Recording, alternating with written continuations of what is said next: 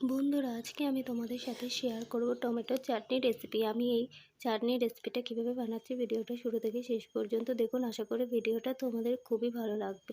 প্রথমে আমার কড়াই গরম হয়ে গেছে, আমি তার মধ্যে দিয়ে দিয়েছি সর্ষের তেল। এবারে তেল গরম হয়ে গেছে, তার মধ্যে আমি দিয়ে দিয়েছি হচ্ছে 5 ফোড়ন অল্প একটু, তারপরে দিয়ে দিয়েছি একটা শুকনো লঙ্কা, ওটাকে আমি ভেঙে দিয়ে দিয়েছি। তারপরে এইগুলোকে আমি একটুখানি খুন্তি দিয়ে নাড়িয়ে নেব। বন্ধুরা, আমার চ্যানেলটা প্লিজ সাবস্ক্রাইব করে দেবেন। এবারে আমার নাড়ানো হয়ে গেছে, এবারে আমি ওর মধ্যে দিয়ে দেবো হচ্ছে কেটে রাখা টমেটোগুলো। এবার টমেটোগুলো দিয়ে আমি ভালো করে নাড়িয়ে নেব। নাড়িয়ে এবারে আমি একটুখানি টমেটোটাকে ঢাকা দিয়ে রাখবো। ঢাকা দিয়ে রাখার পরে এবার আমার টমেটোটা এখানে পুরো গলে গেছে, দেখতেই পাচ্ছেন কত সুন্দর পুরো টমেটোটা এখানে গলে গেছে, জল জলও বেরিয়ে এসছে। আর যারা আমার চ্যানেলটা ফেসবুক থেকে দেখছেন তারা আমার চ্যানেলটাকে ফলো করে দেবেন। এবার গলে গেছে, এবার আমি টমেটোর মধ্যে দিয়ে দিয়েছি হচ্ছে খেজুর। এখানে আমি খেজুরের দানাগুলো পুরো বার করে নিয়েছি।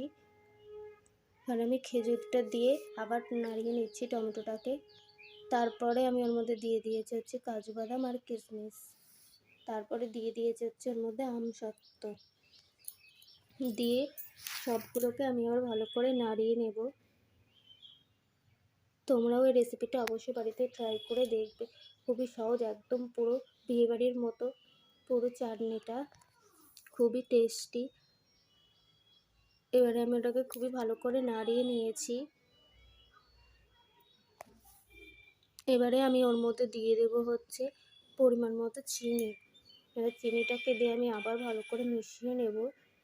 এর মধ্যে আমি আর জল দেবো না, চিনি থেকেই এর মধ্যে থেকে এমনি চিনির যে রসটা সেটা বেরিয়ে আসবে। চিনিটাকে দিয়ে এবার আমি ভালো করে পুরো নাড়িয়ে নিচ্ছি। কালারটাও খুবই সুন্দর দেখতে হয়েছে। তোমরাও রেসিপিটা বাড়িতে বানাবে, বাড়িতে কোনো আত্মীয় আসলে তাদেরকেও বানিয়ে দেবে, একদম খুবই সুন্দর আর খুবই একটা টেস্টি মজাদার রেসিপি। এই যে পুরো একদম চিনির রসটা পুরো বেরিয়ে গেছে, একদম খুবই সুন্দর কালারটা দেখতে হচ্ছে। তারপর আমি ওর মধ্যে দিয়ে দিয়েছি হচ্ছে একটা পাতিলেবুর রস। পাতিলেবুটাকে আমি একটু রস করে দিয়ে দিয়েছি।